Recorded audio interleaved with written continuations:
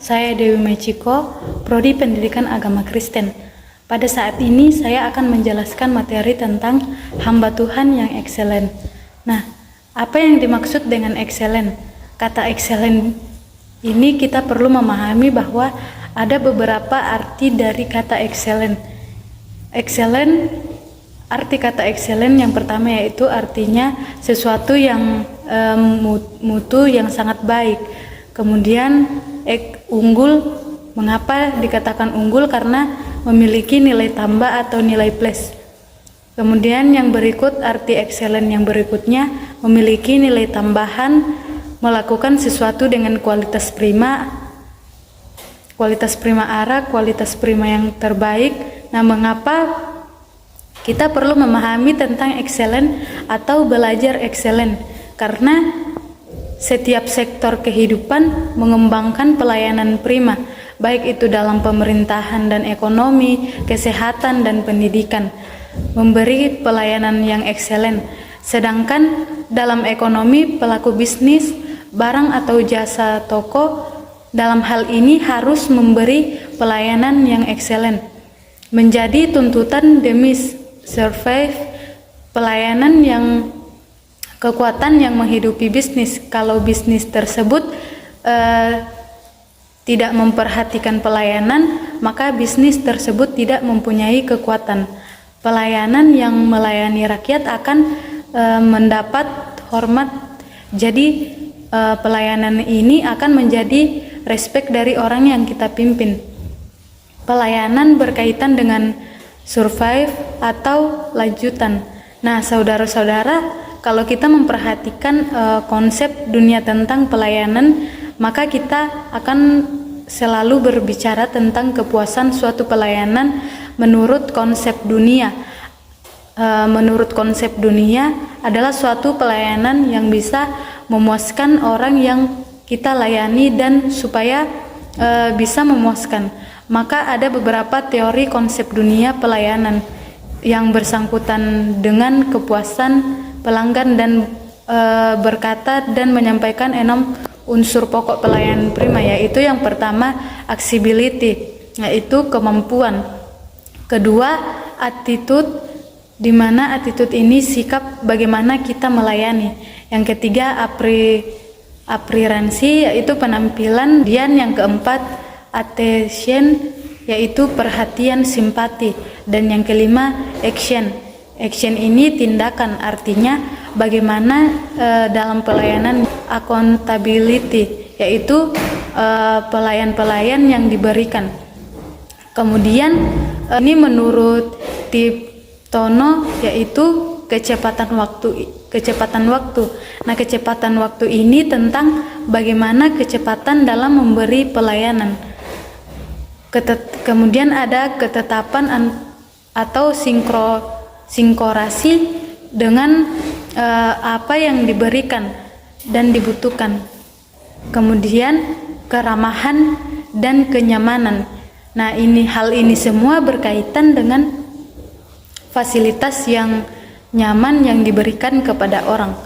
Apakah tuntutan pelayanan prima ini juga harus dipraktekkan di dunia rohani? Nah, di dunia rohani harus terlaksana pelayanan prima.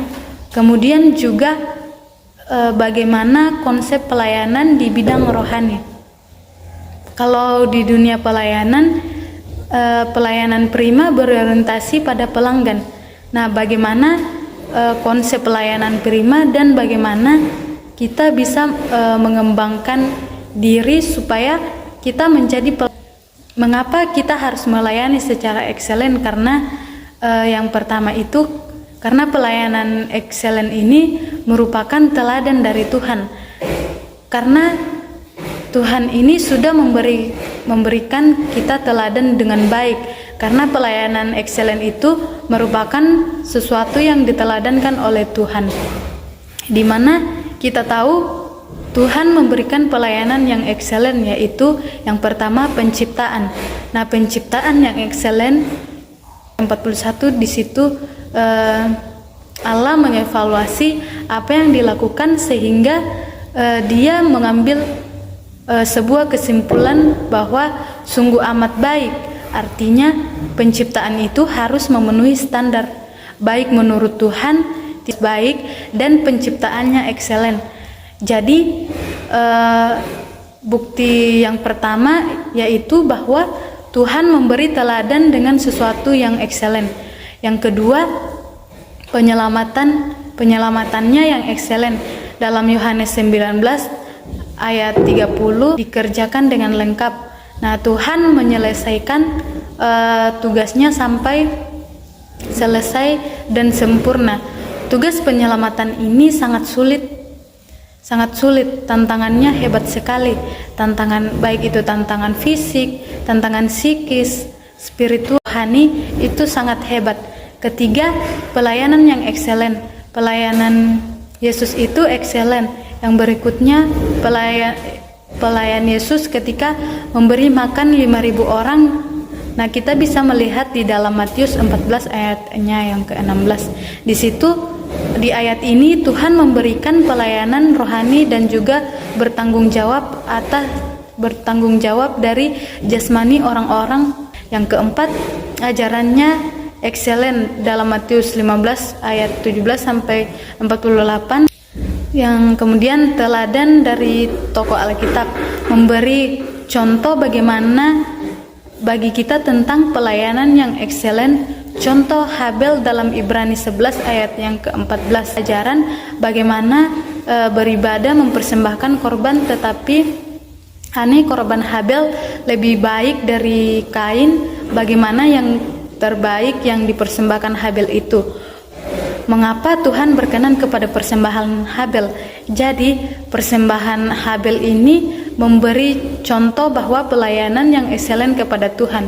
Kemudian contoh yang kedua yaitu Daud di dalam 1 Tawarik 22 ayat 5. Di sini Daud membuat tenda lebih baik dari Musa, dan Daud membuat tenda ini dengan hebat. Daud mendesain dan melakukan inovasi.